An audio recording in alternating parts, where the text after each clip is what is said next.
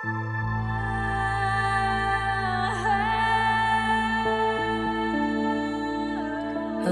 hello, hello, and welcome to Rainbows Rising, where we ascend together. I'm your host, Rainbow Raaja, and I had a really difficult month last month. My grandma passed away, and I'm going to be introducing ancestral healing and talking about how you can connect with your ancestors, how you can forgive the mistakes of your ancestors, and how to work with your ancestors to clear out old patterns, unhealthy habits, etc. So, just for this week, we're just going to talk about how you can work with your ancestors, even if you don't know them. Some of you may not have grandmas or grandpas that you ever met. Maybe you don't even have your mom and dad. Maybe you were adopted and you don't have any parents that you know of. That doesn't mean that you are completely disconnected with your ancestors. It's important to know that you are comprised of two people. Whether you know their names or not, you are comprised of two people. And those two people were also comprised of two people, and so on and so forth, back and back and back for hundreds of thousands of years. And that, in a way, we are all connected. And so when you are doing any kind of ancestral work, when you are trying your best to heal patterns or recognize parts of your life, parts of your own behaviors, you're like, man, what is this? Why can't I shake this? It might be an ancestral pattern. And you can always tap in with your body, tap in with your inner knowing to find out. So, for those of you who do know your ancestors and can do a little research, maybe go on ancestry.com, make yourself a family tree. Just on a piece of paper. It doesn't have to be anything fancy, on a lined piece of paper. Put yourself at the very, very bottom, and above you, your parents. And above them, there are two sets of parents, and so on and so forth, if you can, for as far back as you can. Do some research. Find out who these people were. What careers were they in? And if you don't want to have to go back that far, you don't want to have to dig into all that dirt, just ask family members who remember them. Ask for stories. It's really intriguing how much of your grandparents you might have in common with. They may not be as cohesive as they were when they were your age. But I know, talking with my grandma in recent years, listening to her stories of her childhood, she was so full of energy and life, and she was enthusiastic, and she had 1,000 things going on at all times. And I find myself juggling so many hats and so many roles and being so energetic and enthusiastic in my endeavors that I can't help but see a bit of her in me.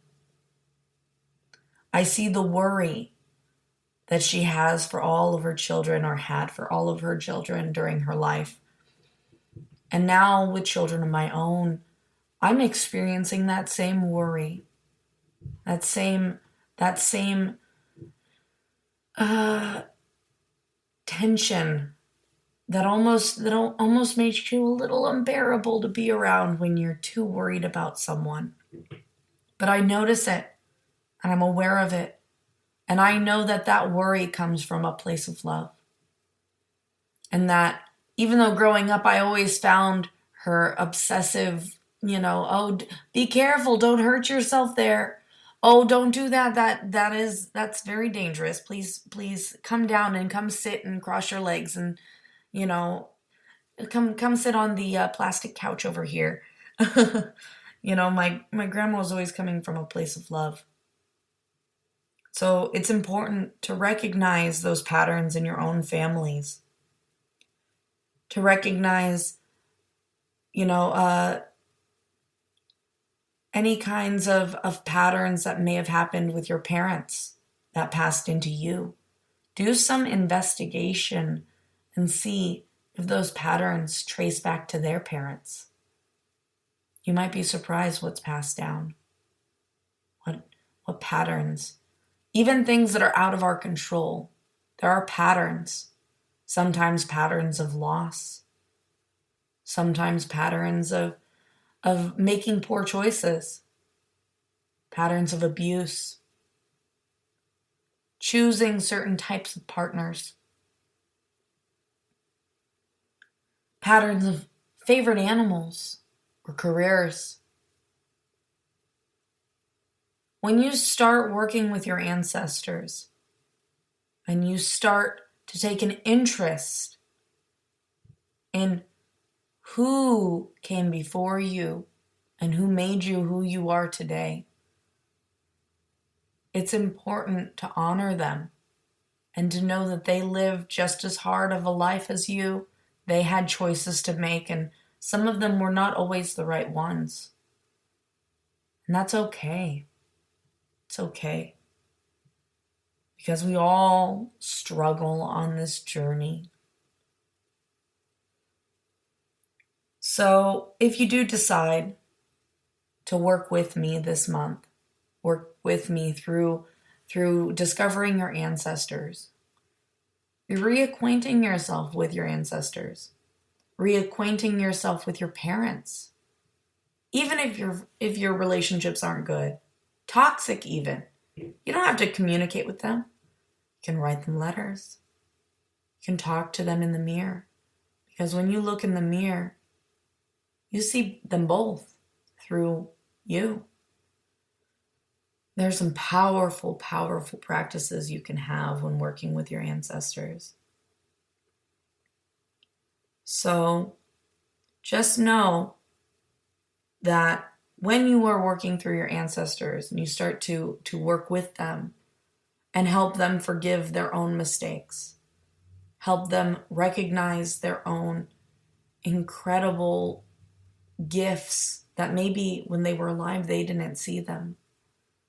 When you recognize it, they will too. It's a powerful thing. You can clear entire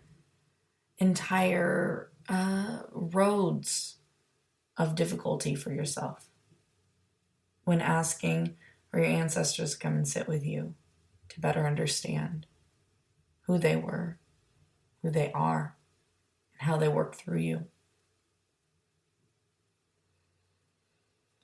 So create your ancestral tree, your family tree.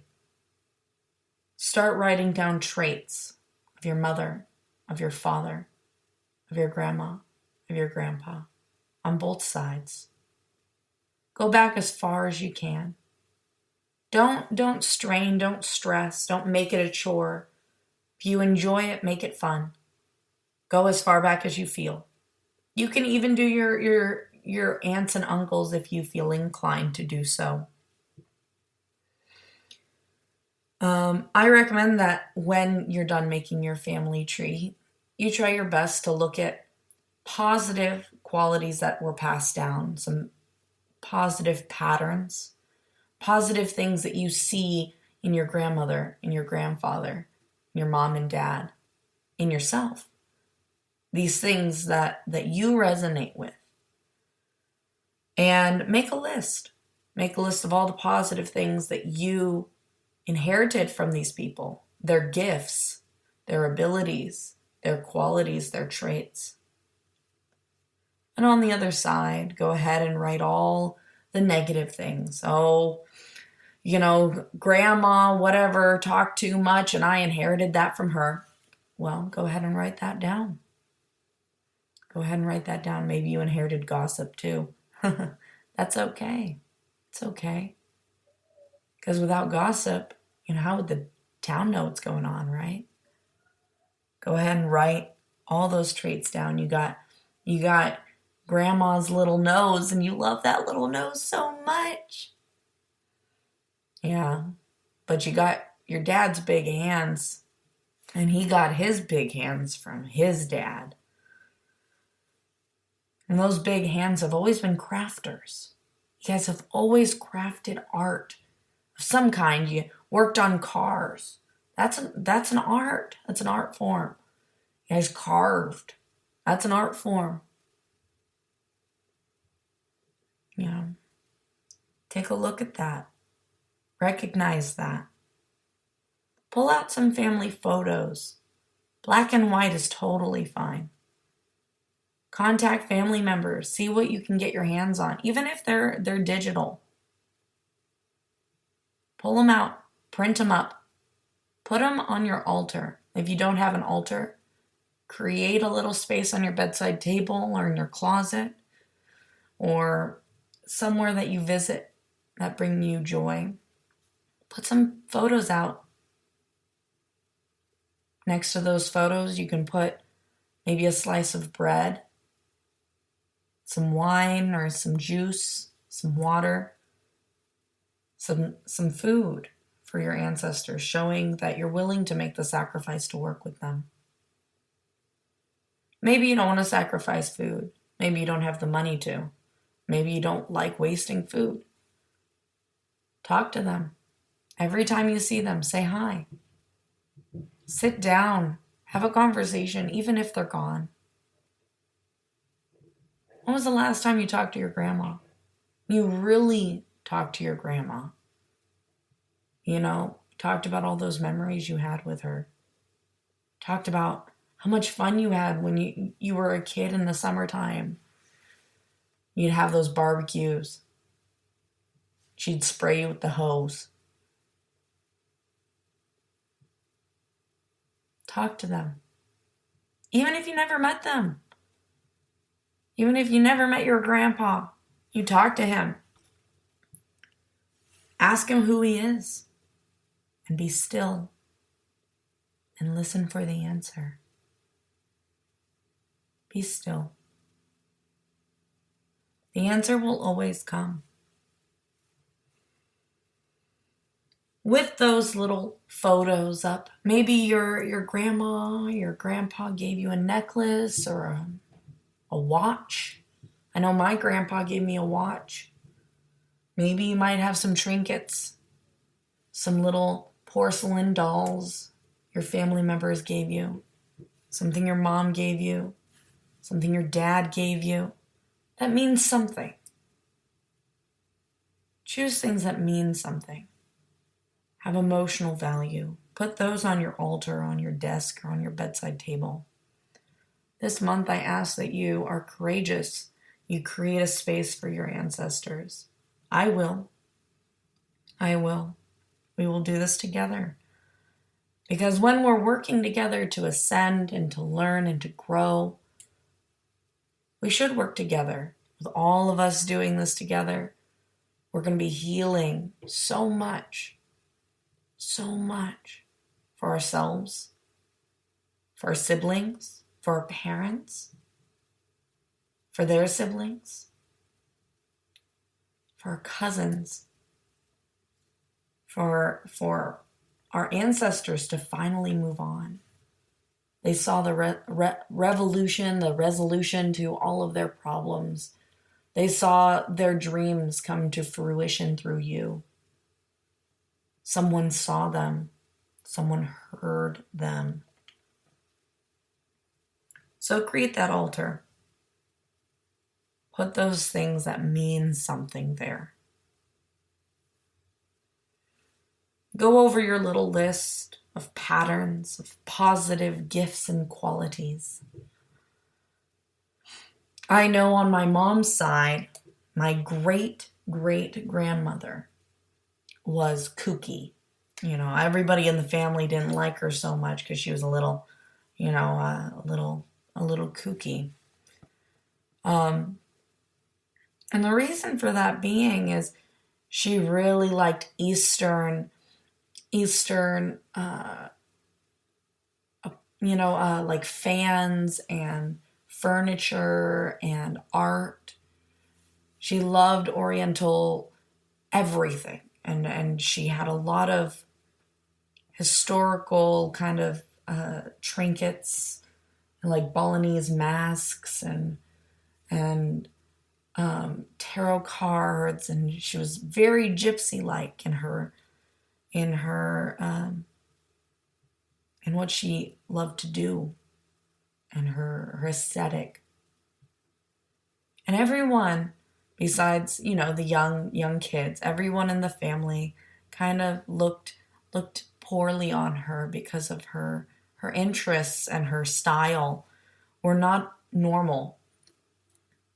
We're talking, this is back in the early 1900s when all that style would be very not normal. Now look at it. She was a whole 100 years ahead of her time. Like, good for her. Good for her. But my mom, I never got to meet my great grandmother, but my mom remembers her.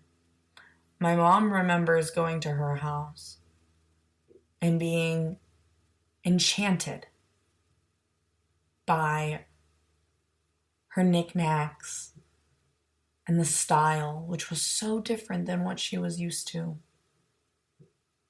She remembers sitting with my great grandmother and playing this card game, this very interesting card game that made no sense, but it knew too much.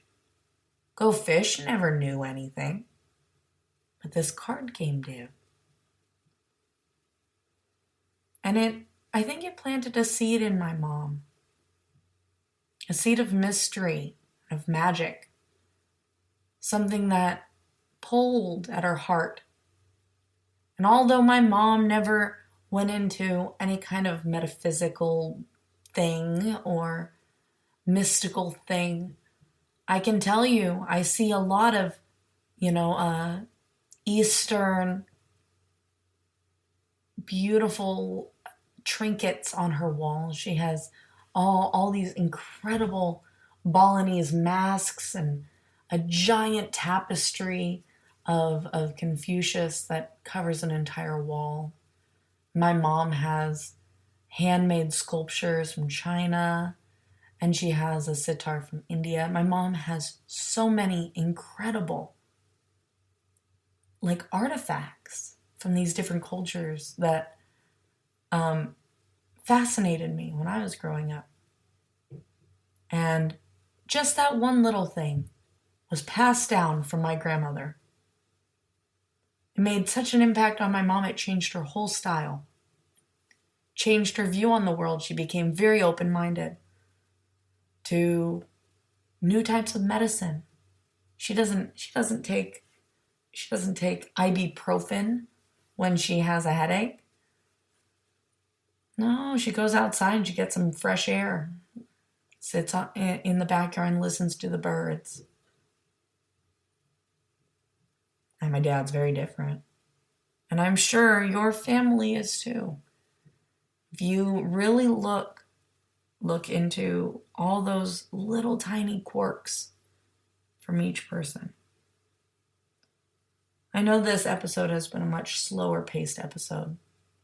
I really wanted to take the time to connect with my grandmother and to connect with any messages that she might bring to me. I was very much in an altered state sharing all of this with you guys as I traveled through memories with both her and my other grandmother and my grandfather, and just kind of looking at all the things I've done to connect with my ancestors. And I will have a guest at the end of this month. Her name is Neelam. And she will be coming on and talking about the importance of ancestral healing and what you can do to incorporate ancestral healing into your life, to integrate it into your life. Next week, I will be doing an ancestral reading.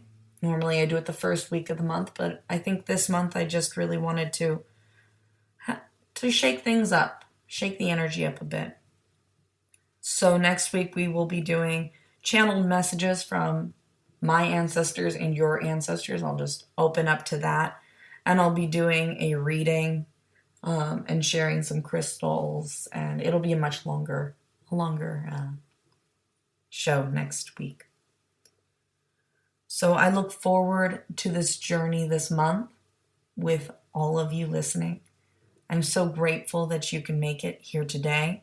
And I hope that, even if you are not on good terms with your living family, or you don't know who your family was, if you're an orphan, or whatever your situation may be, that you feel into your heart, that you go into a quiet space, and you recognize that all the traits, all the things that you like, if you gravitate towards something that just isn't normal, that nobody really introduced you to, those things could be past. It could be blood, certain behavioral patterns, or quirks, or qualities. Take some time, just really sit with that and honor that you are a tapestry of the people who've come before you. Miraculous people who lived incredible lives. That you are a piece of that. And they are a piece of you. All right? Thank you guys so much, and I can't wait to ascend with all of you this month with working with our ancestors. I hope you guys have a great week, and I'll talk to you soon. Bye.